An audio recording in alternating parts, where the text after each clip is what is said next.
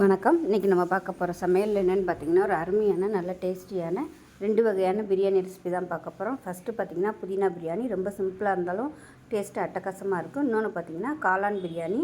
வாங்க இந்த 2 பிரியாணி எப்படி செய்யலாங்கிறத பார்க்கலாம். ஒரு பவுல் எடுத்துக்கலாம். மெஷரிங் கப்பில் 1 கப் அளவுக்கு பாசுமதி ரைஸ் எடுத்துருக்கேன். இதை சேர்த்துக்கலாம். இப்போ அதை நல்லா ஒரு 2-3 தடவை கழுவிட்டு பார்க்கலாம். அதனால் 2-3 தடவை கழுவியாச்சு. தண்ணி ஊற்றி நல்லா ஒரு 20 நிமிஷம் ஊறட்டும். ஊறினதுக்கப்புறம் பார்க்கலாம். இப்போ ஒரு மிக்ஸி ஜார் எடுத்துக்கலாம்.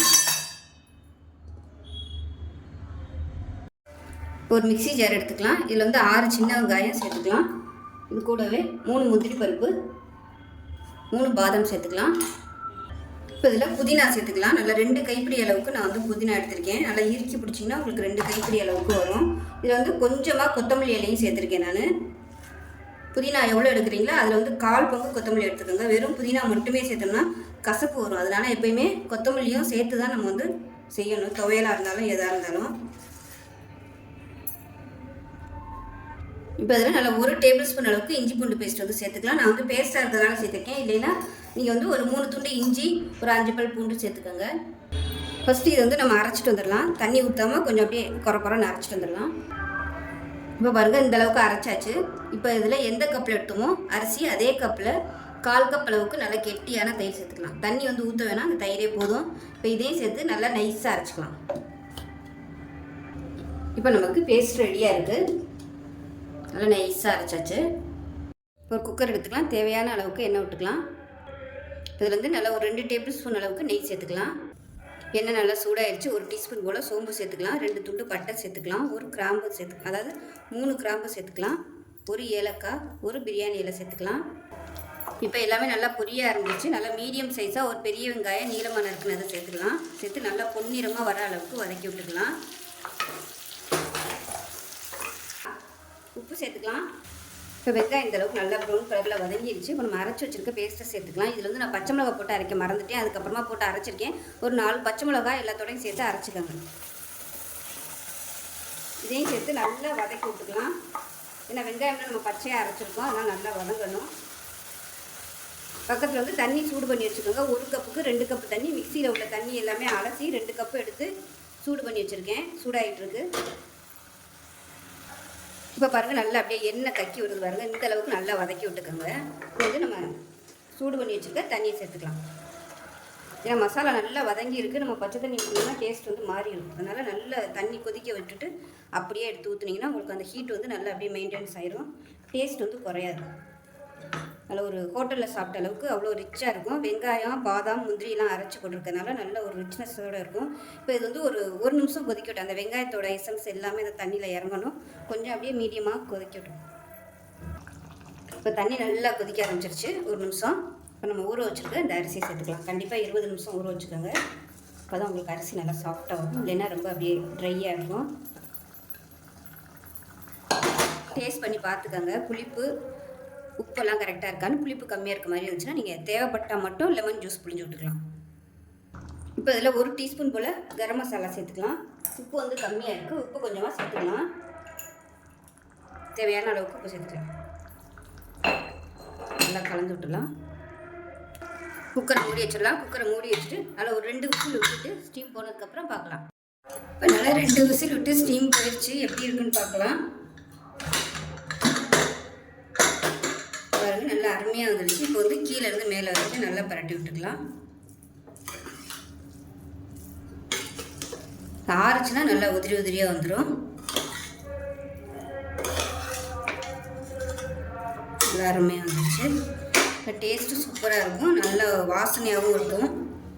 இதுக்கு வந்து சிக்கன் வறுவல் இல்லை முட்டை வறுவல், வெங்காய பச்சடி வச்சு சாப்பிட்டிங்கன்னா அருமையாக இருக்கும். ஸோ இதே மாதிரியே செஞ்சு பாருங்கள். நல்லா ரிச்சாக இருக்கும். நார்மலாக செய்கிறத விட இந்த மாதிரி கொஞ்சம் முந்திரி பருப்பு, பாதாம்லாம் சேர்த்து செய்யும்போது நல்ல டேஸ்ட்டாகவும் இருக்கும், நல்ல ஹெல்த்தியாகவும் இருக்கும். ஸோ லஞ்ச் பாக்ஸ் கொடுக்குறதுக்கு அருமையாக இருக்கும். ஸோ இந்த வீடியோ பிடிச்சிச்சின்னா லைக் பண்ணுங்கள், கமெண்ட் பண்ணுங்கள், சேனலை சப்ஸ்கிரைப் பண்ணுங்கள், பக்கத்தில் உள்ள பெல் பட்டனையும் ப்ரெஸ் பண்ணுங்கள். நன்றி. ஒரு மிக்ஸி ஜார் எடுத்துக்கலாம். அதில் 1 கைப்பிடி அளவுக்கு புதினா சேர்த்துக்கலாம். 3 பச்சை மிளகாய் சேர்த்துக்கலாம். ஒரு சின்ன விரல் துண்டு அளவுக்கு இஞ்சி வந்து பொடியாக கட் பண்ணி வச்சுருக்கேன், அதையும் சேர்த்துக்கலாம். இது கூடவே 10-15 பல் பூண்டு சேர்த்துக்கலாம். இது வந்து பொடி பல்ல இருக்கிறதுனால நான் 15 எடுத்திருக்கேன். பெருசாக இருந்தால் நீங்கள் கம்மியாகவே எடுத்துக்கலாம். பூண்டு அதிகமாகவும் இஞ்சி கம்மியாகவும் எடுத்துக்கோங்க. இதுதான் அளவு. இதை வந்து நல்லா நைஸாக அரைச்சிக்கலாம். இப்போ ஒரு குக்கர் எடுத்துக்கலாம். தேவையான அளவுக்கு எண்ணெய் விட்டுக்கலாம். நான் வந்து வெறும் எண்ணெய் மட்டும்தான் நெய் சேர்க்குறேன். நெய் சேர்த்திங்கன்னா நல்லாயிருக்கும். இப்போ இதில் பார்த்தீங்கன்னா பிரியாணி அரிசி, அதாவது பாசுமதி அரிசி வந்து எடுத்திருக்கேன். நல்லா 200 கிராம் அளவு. இது வந்து 1/4 கிலோ அளவு இருக்கும். நான் வந்து அந்த 200 ml 250 ml பிடிக்கிற டம்ளரில் எடுத்திருக்கேன். இது வந்து 1/4 கிலோ அரிசி கரெக்டாக வரும். இப்போ இது வந்து நல்லா ஒரு 20 நிமிஷம் ஊற வச்சுருக்கேன் தண்ணி ஊற்றி. இப்போ எண்ணெய் சூடாயிடுச்சு. சோம்பு, பிரியாணி இலை, கல்பாசி, ஒரு அன்னாச்சி, அதாவது இந்த ஸ்டார் அனீஸ்ன்னு சொல்லுவாங்களா, அது 2 ஏலக்காய், 2 துண்டு பட்டை சேர்த்துக்கலாம். இது கூடவே 2 கிராம்பு சேர்த்துக்கலாம். இப்போ எல்லாமே நல்லா பொரிஞ்சிருச்சு. மீடியம் சைஸாக ஒரு பெரிய வெங்காயம் நீளமாக நறுக்குனதை சேர்த்துக்கலாம்.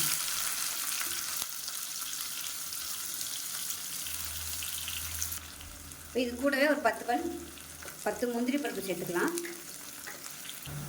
இப்போ தேவையான அளவுக்கு உப்பு சேர்த்துக்கலாம். இப்போ வெங்காயம் நல்லா வதங்கிடுச்சு. இந்த ஸ்டேஜில் நல்லா மீடியம் சைஸாக ஒரு 3 தக்காளி சேர்த்துக்கலாம். நான் வந்து ரொம்ப கொடியாக நறுக்கல, பெருசாக தான் நறுக்கிடுச்சு. இப்போ தக்காளி நல்லா மசிய ஆரம்பிச்சிருச்சு. இதில் வந்து நல்லா 1 டேபிள் ஸ்பூன் மிளகாத்தூள், 1/2 டேபிள் ஸ்பூன் தனியாத்தூள், 1/4 டேபிள் ஸ்பூன் கறி மசாலா தூள் சேர்த்துக்கலாம். இப்போ பொடியெல்லாம் சேர்த்து நல்லா வதக்கியாச்சு. இப்போ நரைச்சி வச்சுருந்தா இஞ்சி பூண்டு புதினா பச்சை மிளகா பேஸ்ட்டை சேர்த்துக்கலாம். சேர்த்துட்டு நல்லா வதக்கி விட்டுக்கலாம். இப்போ பார்த்தீங்கன்னா மசாலா நல்லா வதங்கிட்டு இருக்கு. இன்னுமே நல்லா வதங்கட்டும், பச்சை வாசனை போக. அதுக்குள்ளே பார்த்தீங்கன்னா நான் வந்து இந்த கிளாஸில் தான் அரிசி எடுத்திருக்கேன். ஸோ இந்த கிளாஸில் வந்து நான் 2 டம்ளருக்கு தண்ணி வைக்கிறேன். 1.5 கப்பு வச்சோம்னா கொஞ்சம் ரொம்ப ட்ரையாக இருக்கிற மாதிரி இருக்கும். ஆனால் உதிரியாக இருக்கும். கொஞ்சம் சாஃப்டாக வேணும் அப்படின்னு நினச்சிங்கன்னா நீங்கள் வந்து 2 டம்ளர் வச்சுக்கோங்க. இப்போ இந்த டம்ளரில் வந்து 2 டம்ளர் தண்ணி எடுத்திருக்கேன். இது வந்து நான் மிக்ஸி இருந்த தண்ணி கொஞ்சம் அலசி எல்லா தண்ணியும் சேர்த்து 2 டம்ளருக்கு வச்சுருக்கேன். இப்போ இது வந்து நம்ம சூடு பண்ணிக்கலாம். இது நல்லா வதங்குறதுக்கு அது நல்லா சூடாகட்டும் தண்ணி. இப்போ இதோடவே நம்ம மஷ்ரூம் சேர்த்துக்கலாம். 2 பேக்கெட் மஷ்ரூம் எடுத்துருக்கேன். நல்லா பெருசாகவே கட் பண்ணியிருக்கேன். ரொம்ப பொடியாக இதுனா சீக்கிரமாகவே உடஞ்சி போகும். அதனால் கொஞ்சம் இந்த மாதிரி பெருசாக கட் பண்ணிக்கலாம். ஒரு 4 பேர் சாப்பிட்றதுக்கு நீங்கள் 2 பேக்கெட்டாவது போட்டிங்கன்னா தான் உங்களுக்கு சரியாக வரும். ஏன்னா மஷ்ரூம் வந்து சுருங்கிடும்.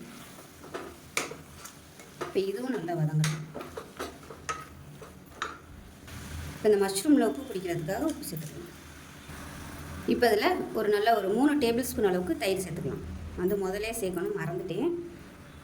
தக்காளியெல்லாம் சேர்க்கும் போதே தயிரையும் சேர்த்துக்கணும். இதையும் சேர்த்து நல்லா வதக்கிட்டு எண்ணெய் பிரிஞ்சு வரட்டும்.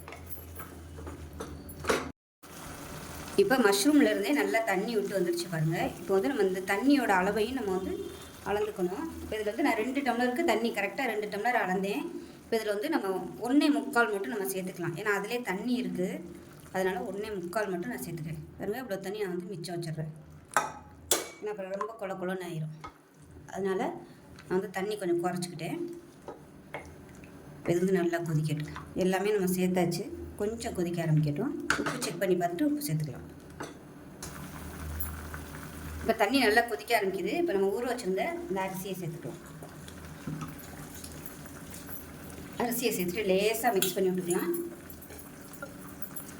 இந்த மாதிரி 2 டம்ளர் வச்சு வைக்கும்போது மிச்சம் இருந்தாலும் உங்களுக்கு அந்த சாதம் நைட் வரைக்கும் நல்லா சாஃப்டாக இருக்கும். ரொம்ப ட்ரையாலாம் இருக்காது. இல்லைன்னா உதிரியாக இருக்கிறது எல்லாமே பார்த்திங்கன்னா ஆற ரொம்ப அப்படியே வரைச்சாப்பில் வந்துடும். தொண்டையை அடைக்கிற மாதிரி இருக்கும். வந்து கொஞ்சம் கொதி வர ஆரம்பிக்கட்டும். மூடி வச்சிடலாம். இப்போ நல்லா கொதிக்க ஆரம்பிச்சிருச்சு. லைட்டாக அந்த மாதிரி மிக்ஸ் பண்ணி விட்டுக்கலாம்.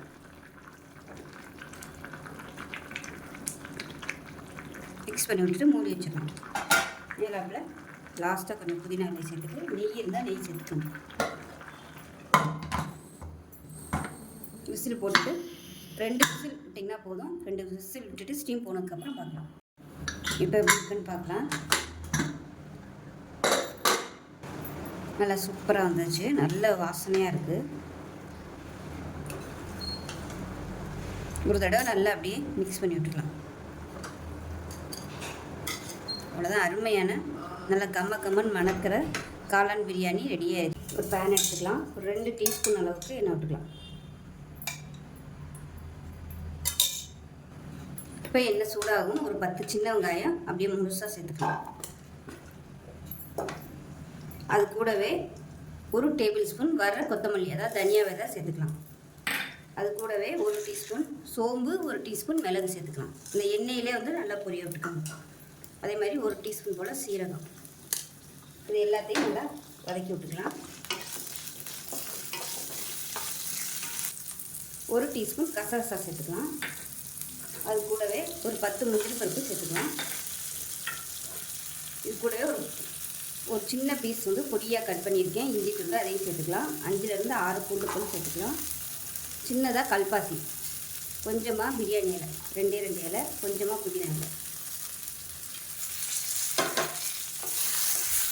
இது கூடவே 10 வரமிளகாய் சேர்த்துக்கலாம். அதோடவே மெஷரிங் கப்பில் ஒரு 1/2 கப் வர மாதிரி துருவன தேங்காயும் சேர்த்துக்கலாம். இப்போ இது எல்லாமே நல்லா வதங்கிடுச்சு. இது வந்து கேஸ் எல்லாம் மாற்றிட்டு ஆற விட்டுட்டு நல்லா நைஸாக அரைச்சிட்டு பார்க்கலாம்.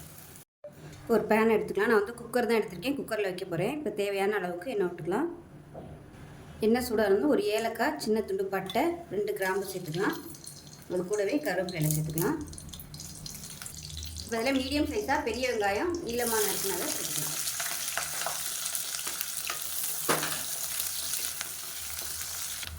உப்பு கொஞ்சமாக சேர்த்துக்கலாம்.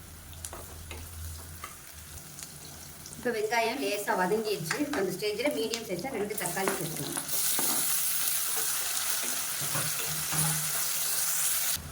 தக்காளி நல்லா மசிஞ்சு வந்துடுச்சு. 1/4 டீஸ்பூன் மஞ்சள் தூள், மிளகாத்தூள் ஒரு 1/2 டீஸ்பூன் போல் சேர்த்துக்கலாம். இப்போ மிளகாத்தூள் மஞ்சள் தூள் சேர்த்துட்டு லேசாக வதக்கி விட்டுக்கலாம். காரம் கம்மியாகவே யூஸ் பண்ணிக்கலாம். நம்ம வரமிளகா போடுறதுனால இந்த எண்ணெயில் வந்து நம்ம மிளகாத்தூள் போடும்போது நல்ல ஒரு கலர் கொடுக்கும். அதுக்காக தான் அந்த மாதிரி போடுறது. இப்போ இதையும் சேர்த்து நல்லா வதக்கியாச்சு. நம்ம அரைச்சி வச்சுருக்கிற அந்த பேஸ்ட்டை வந்து சேர்த்துக்கலாம்.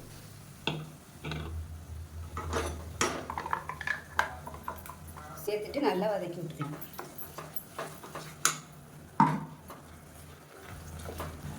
இப்போ பார்த்திங்கன்னா நல்லா அப்படியே எண்ணெய் பிரிஞ்சு வந்துருச்சு பாருங்கள். இந்த மசாலா வந்து இந்த அளவுக்கு நல்லா வதக்கி விட்டுக்குங்க. அடி பிடிக்காமல் மீடியமான ஃப்ளேமில் வச்சு வதக்கி விட்டுட்டு இப்போ மிக்சியிலேருந்து அலசினா அந்த தண்ணியை சேர்த்துக்கலாம். சேர்த்துட்டு இப்போ தேவையான அளவுக்கு தண்ணி சேர்த்துக்கலாம். இப்போ நான் வந்து ஃப்ளாஸ்கில் தண்ணி சூடாக இருக்கிறதுனால சுடு தண்ணி சேர்த்துக்கிறேன். நீங்கள் வந்து சூடு பண்ணிவிட்டு சேர்த்துக்கோங்க. எப்பயும் சொல்கிற மாதிரி மசாலா வந்து நல்லா வதக்கியிருக்கும். இந்த ஸ்டேஜில் பச்சை தண்ணி ஊற்றுனீங்கன்னா உங்களுக்கு டேஸ்ட் வந்து மாறிடும். அப்படியே சூடு வந்து அடங்கிடும். திருப்பி வந்து அது சூடாகும்போது டேஸ்ட்டு மாறும். அதனால் எப்போயுமே இந்த மாதிரி நல்ல சூடான தண்ணி சேர்த்திங்கன்னா உங்களுக்கு அந்த ஹீட் வந்து மெயின்டெனன்ஸ் ஆகும். இப்போ பாருங்கள், இந்த அளவுக்கு நான் திக்னஸ் வச்சுருக்கேன். ரொம்ப வந்து தண்ணியாக வைக்கலை, கெட்டியாக தான் வச்சுருக்கேன். கலந்து விட்டுட்டு உப்பு செக் பண்ணி பார்த்துட்டு சேர்த்துக்கலாம். உப்பு கம்மியாக இருக்குது, கொஞ்சமாக சேர்த்துக்கலாம். ரொம்ப கெட்டியாக இருந்துச்சுன்னா தண்ணி சேர்த்துக்கோங்க. ஏன்னா நம்ம முந்திரி பருப்பு கசகசாலாம் சேர்த்துருக்கோம். இதை நீங்கள் தண்ணியாக வைக்கிறதுனாலும் வச்சுக்கலாம். இதை வந்து மூடி வச்சிடலாம்.